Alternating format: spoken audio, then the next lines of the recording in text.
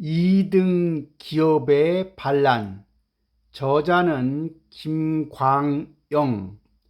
김광영은 중앙대 경영학 박사학위를 취득했고 유한양행, 유한킴벌리, 쌍용재지 등에서 마케팅 이사를 역임하고 맥스 경영 컨설팅을 창업한 사람입니다. 그는 한국경영기술 컨설턴트 협회에서 주관하는 정부 공인 자격 컨설턴트 양성 과정을 12년간 담당하고 있고 한국 기업 발전에 기여한 공로로 중소기업 청장의 표창을 받은 바 있습니다. 이 책의 목차는 1장에서는 경쟁하지 않는 시장은 없다. 2장에서는 1등을 뛰어넘는 2등 기업의 반란, 3장에서는 보이지 않는 시장 읽기, 4장에서는 1등 기업에는 남다른 전략이 있다. 5장에서는 컨설턴트의 전략 컨설팅에 대한 이야기로 구성되어 있습니다. 1장에 경쟁하지 않는 시장은 없다입니다. 1905년 선정된 미국의 100대 기업 중에서 현재까지 100대 기업으로 남아있는 기업은 단 하나뿐, 즉 제너럴 일렉트릭 뿐이라고 합니다. 중소기업의 경우에 창업한 지 2년 이내에 30% 이상의 기업이 사라지고 5년이 지나면 그중 80%가 사라진다고 합니다. 100억 불의 순이익을 내는 세계 초일류 기업들 역시 항상 다른 기업에 의해서 추월당할 수가 있습니다. 경영이라고 하는 것은 결국 가격보다는 가치를 높게 해서 파는 것이고 가격은 원가보다는 높아야 하는 거지요. 즉 제품이나 서비스를 고객의 눈에 보다 가치 있는 것으로 만들거나 또는 시장에서 경쟁 가격보다 싸게 내놓는 것이 바로 경영입니다. 가장 흔하게 활용되면서 가장 성공률이 높은 마케팅 전략의 하나가 바로 차별화 전략이지요. 이것은 바로 다르다가 내 것은 남과 다르다에서 고객 가치를 구현하고 이를 통해 경쟁 우위를 확보하는 겁니다. 저가형 휴대폰도 제품 믹스를 통해서 양과 질을 동시에 도모하는 전략적 선택의 하나입니다. 경쟁하지 않는 시장은 없다. 즉 풀뿌리 운동 에우가의 발폭 운동화 뉴 밸런스라는 제품이 있습니다. 이 뉴 밸런스 운동화는 미국 시장에서 4위를 현재 유지하고 있습니다. 기술이 운동화처럼 규격화하지 않고 발폭 운동화로 맞춤화하여서 시장에서 경쟁하여서 즉 좋다는 것은 다르다는 것을 포함하는 개념입니다. 우리는 패션에 기대어 생존하지 않는다 때문에 패션으로 인해 소멸되지 않을 것이라는 사실입니다. 여성 생리대 시장에 거함의 경우에 유한킴벌리라는 회사가 있습니다. 유한킴벌리는 1971년 첫 제품으로 여성 생리대를 출시하였습니다.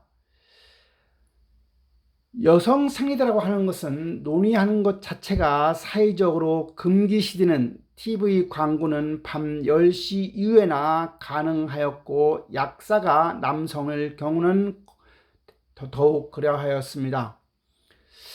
그래서 슈퍼마켓이나 재래시장이나 문구점, 미장원 등 판매점 확대를 통해서 전문 도매상이 만들어지게 됩니다. 위생성과 편의성을 인지시키고 구매를 부끄러워하지 않게 만드는 겁니다. 1989년 세계 최고의 생활용품 기업 프록터 갬블이 한국 시장에 상륙하게 됩니다. 그리하여 코텍스와 프록터 갬블에서 출시한 위스퍼가 경쟁하기 시작합니다. 즉 인식의 차별화를 통해서 경쟁이 이루어지는 거죠. 코텍스는 1971년에 만들어진 것으로 품질에는 만족하지만 막연한 불안감이 잠재되어 있는 제품이었습니다. 하지만 위스퍼는 1989년에 출시되어 날개형 생리대로 불안감이 해소되고 출품 1년 후에 12%의 마켓 시어를 차지하였고 가격은 코텍스의 2배이었습니다. 그러던 것이 1995년 10월에 와서 화이트라고 하는 시장이 위스퍼를 이기고 재탈환하게 됩니다. 즉 고객 니즈라고 하는 것은 빠른 흡수, 새지 않는 것, 얇아야 한다는 것이었는데 이것을 곧 화이트가 실현한 거죠. 모든 실체는 우리의 인식을 통해서만 존재합니다. 당신은 누구와 경쟁하고 있습니까? 경쟁 제품에 대한 고객의 인식이나 태도와 경쟁하는 거죠. 경쟁 제품에 대한 고객의 인식은 결코 진실이 아닐 수 있습니다. 제품의 실체보다 제품에 대한 고객의 인식 문제에 더 집중해야 합니다. 최고급 승용차가 더욱 그러하지요. 고객의 인식 변화 과정을 보면 학습을 통해 인지가 이루어지고 인지가 태도를 바꾸며 태도에 의해서 행동하고 행동한 후에 다시 인지하게 되는 거죠. 전략의 출발점은 사업에 대한 정의를 새롭게 규정하는 것이라 할 수 있습니다. 사업을 재정의해야 하는데 1950년대부터 1960년대까지는 이태리 타올이 때를 벗기는 곳을 목욕탕으로 생각하고 위생사업으로 생각하였지만 1970년대, 80년대 들어오면서 목욕탕은 피로를 푸는 곳, 위락 사업으로 바뀌는 겁니다. 그리고 그 이후에는 웰빙 바람이 오면서 목욕탕은 사교의 장소요, 가족과 친구 연인이 만남의 장이 되는 곳으로 바뀌게 됩니다. 사업의 정의는 사명이나 회사의 정관 혹은 사규에 의해 규정되는 것이 아니라 고객의 제품이나 서비스를 이용함으로써 충족되는 요구에 의해 정의된다고 볼 수가 있습니다. 즉 사업의 정의는 시장 지향적으로 설정되어야 한다는 것이지요. 이와 관련된 선행 과제는 먼저 고객에 대한 이해가 선행되어야 합니다. 즉 목표 고객은 누구인가? 고객이 속해 있는 시장의 상황은 어떠한가? 고객의 행동 특성이나 고객의 기대와 가치 기준이 무엇인가를 정의해야 합니다. 예를 들어 용인자연농원의 경우에 이것은 단순한 유원지로 어린아이나 가족 단위 아이스크림 솜사탕 이것으로 운영 적자를 지속되었지만 이를 바꿔서 용인자연농원이 에버랜드로 바뀌면서 대상 고객에 대한 세밀한 검토를 통해 사업을 재정의하여서 에버랜드는 놀이기구가 많고 풀장, 박물관, 생태시설, 높은 부가가치를 창출하면서 운영 적자가 흑자 전환으로 바뀌게 되는 거지요. 사업은 수명이 다 되었기 때문에 사라지는 것이 아니라 사업을 운영하는 자의 노력이 수반되지 못했기 때문에 쇠퇴하는 것으로 볼 수 있는 겁니다. 사업 진화의 장애 요인을 경험적 타성에 의한 거라고 볼 수가 있습니다. 블루오션 전략이라고 하는 것은 비경쟁을 향한 전략적 이동을 말하는 것이고 이것은 사업 재정의로 시장 욕구의 새로운 해석이라 할 수 있습니다. 두 번째, 블루오션 전략의 가치와 비용을 동시에 추구하는 가치 혁신은 바로 새로운 욕구에 대한 충족이 요구되는 겁니다. 세 번째는 시장 경계선에 대한 재구축이라 할 수 있습니다.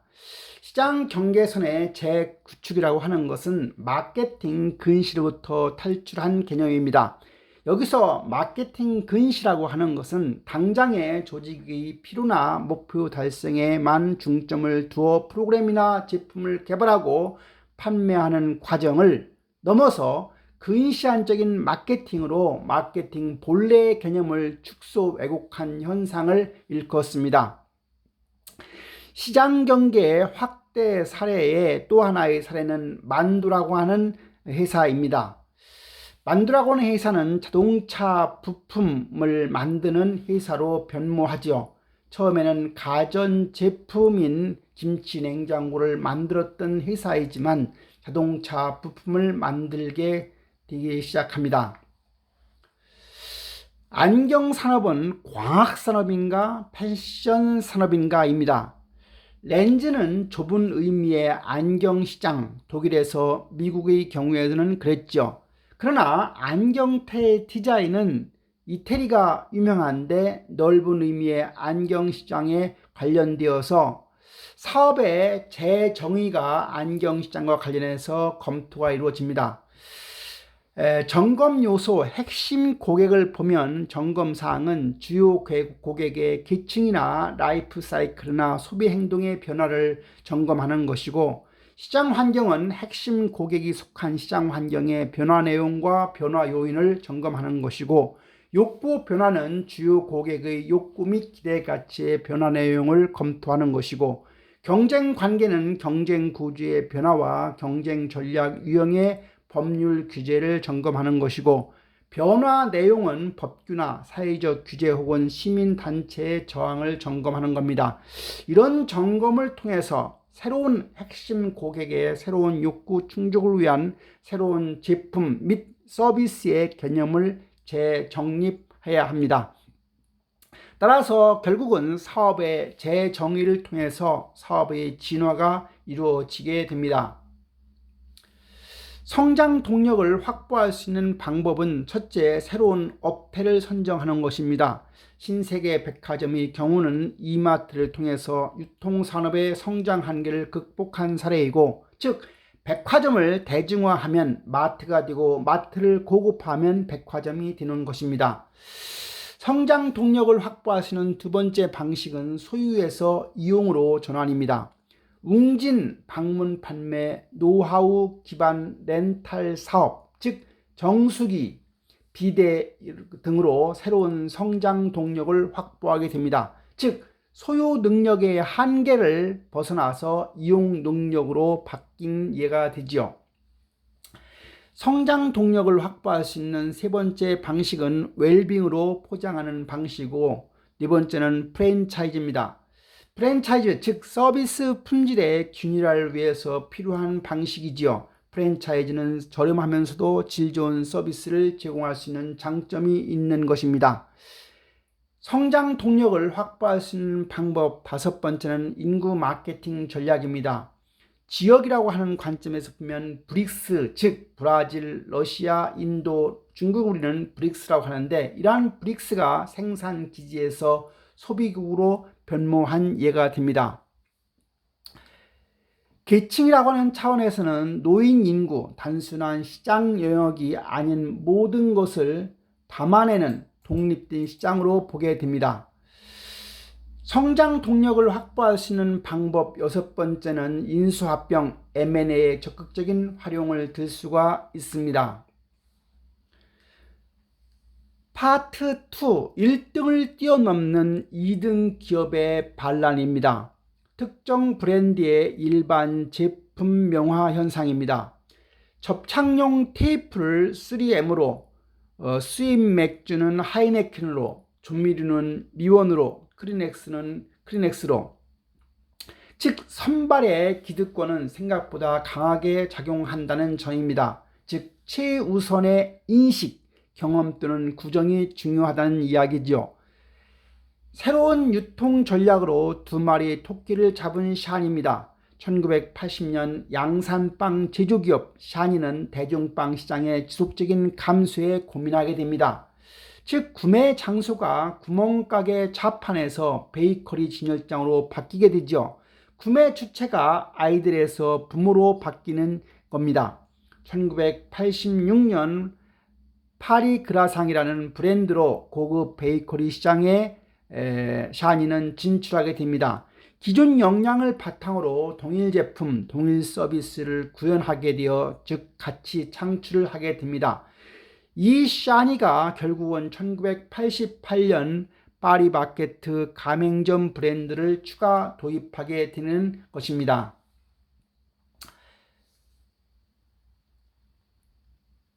파트 2의 1등을 뛰어넘는 2등 기업의 반란, 카니발라이즈 현상입니다. 카니발라이즈 현상입니다. 베이커리를 보면 100여 개의 점포, 최고의 베이커리 브랜드, 2005년도 매출이 4,070억 원, 세후 순이익이 166원, 주당 순이익이 21,872원이었던 것입니다. 양산빵을 보면 삼립을 법원 경매로 인수하여 브랜드 양립 샤니 삼립이 양립되었습니다. 2005년도에 매출이 2,244억 원이고 당기순이익이 67억 원이었습니다. SPC 그룹의 형성입니다. 1조 2천억 원 정도입니다. 삼립식품 샤니 파리그라상, BR 코리아 베스킨라빈스, BR 코리아 던킨 도너츠, 이것이 SPC 그룹을 형성하게 됩니다. 파리크라상의 성공 요인, 즉 유통 전략입니다. 첫째는 동일 제품, 동일 서비스입니다. 두 번째는 기술 인력의 안정, 즉 품질의 균질성과 가맹점 운영의 안정성입니다.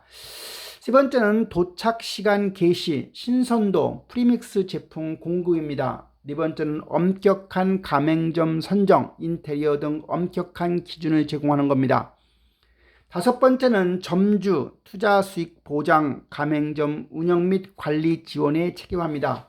여섯 번째, 브랜드 커뮤니케이션 전략으로 브랜드 선정과 브랜드 이미지 구축입니다. 젊은 주부의 감각을 사로잡은 백설표 식용유는 시장 세분화 전략을 수행하였습니다.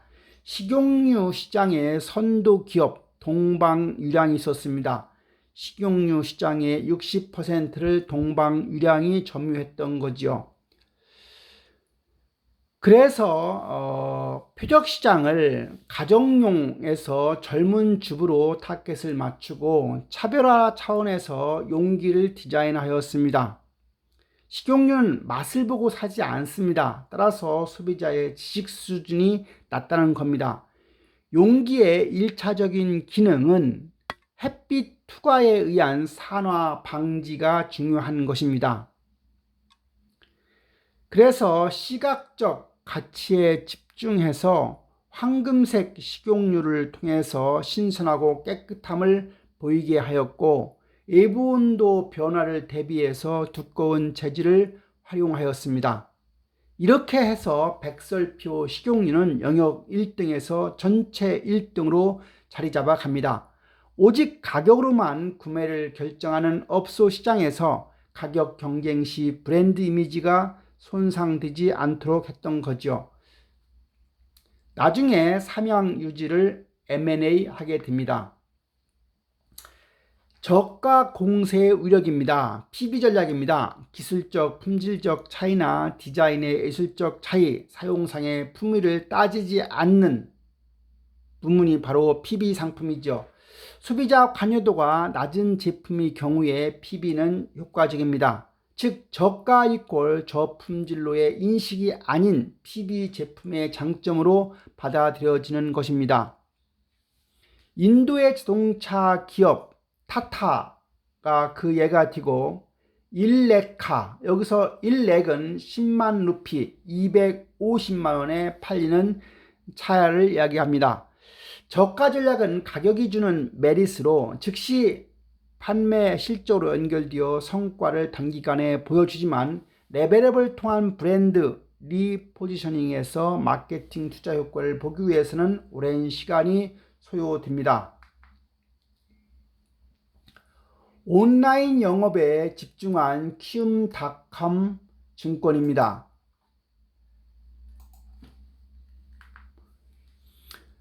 국내 증권시장을 보면 5개 대형 증권사가 시장의 60% 이상을 과점하고 있었습니다. 100개 이상의 점포망과 고객과 1:1 대면 서비스를 제공하는 거였죠. 하지만 키움닷컴은 2000년 5월 온라인 거래라고 하는 차별화된 영업 방식으로 증권 투자 서비스를 개시하게 됩니다. 이렇게 해서 0.025%의 낮은 수수료를 받게 되고 1년 만에 업계 10위로 도약합니다. 그 이후 2004년도에 코스닥에 상장하였고 창업 4년 만에 온라인 증권시장 1위에 등극합니다. 즉 골리앗과의 정면 대결을 피하면서 약점을 집중 공략하는 선택과 집중 전략을 실행한 거지요.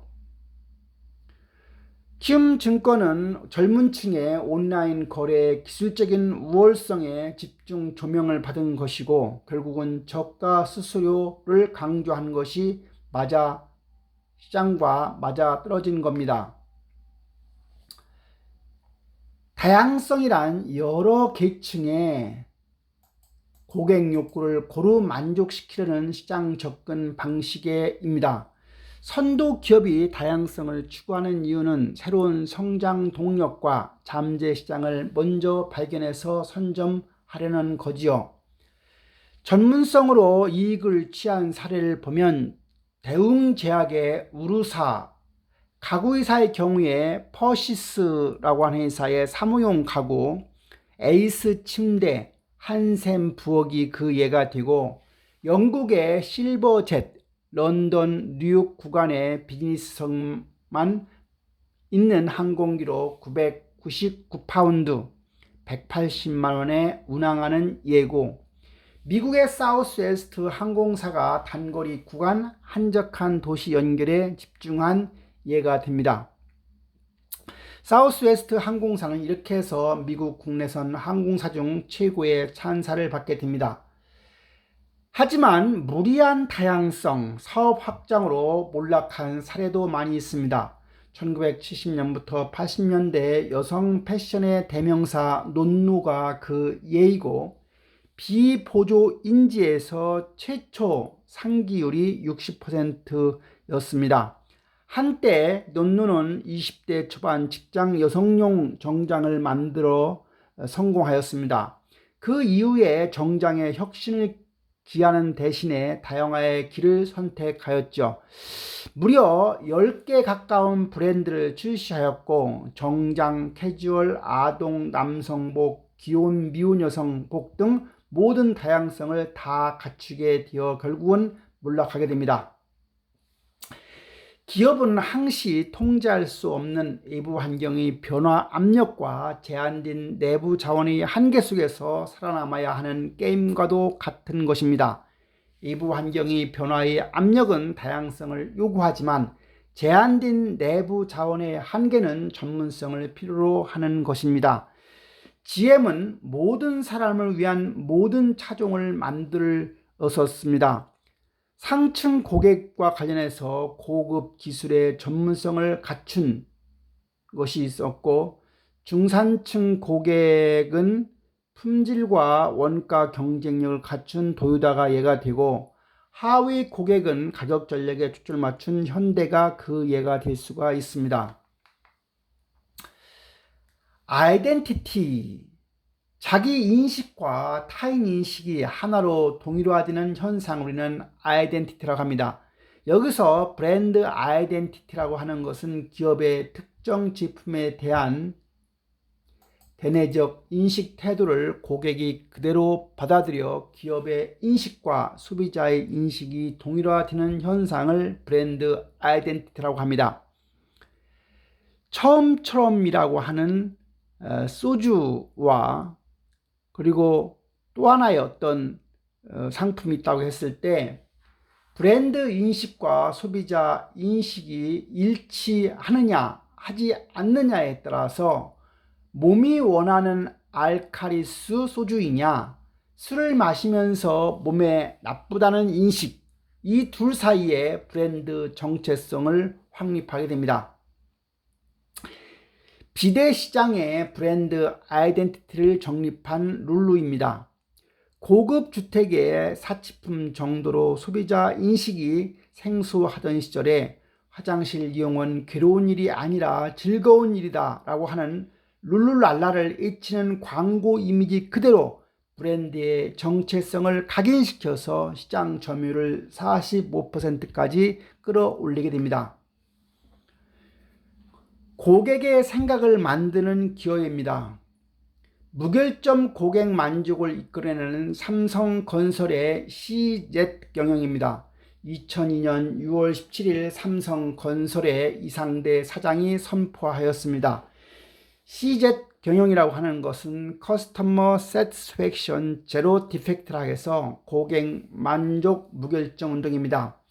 고객 만족 경영은 기업의 사회적 책임이나 윤리 경영 차원이 아닌 철저한 상업주의에서 비롯된 것입니다. 실패한 제품들을 단지 소비자가 선택하지 않았을 뿐 제품 자체에 문제가 있어서 사라지는 것이 아닌 겁니다. 기업과 제품이 살아남으려고 하면 선택권을 가진 고객의 의견을 존중하고 그들이 원하는 것을 제공해야 합니다. 유한 킴벌리의 장기적 안목을 보면 오일 쇼크에 의한 원자재값 상승, 원가 절감을 위해 품질을 낮춰야 하는가에 대한 문제, 단기 적자에도 불구하고 품질을 유지하기로 하였고 고객 신뢰도를 그렇게 해서 향상시켜 이익 발생으로 이어지게 됩니다.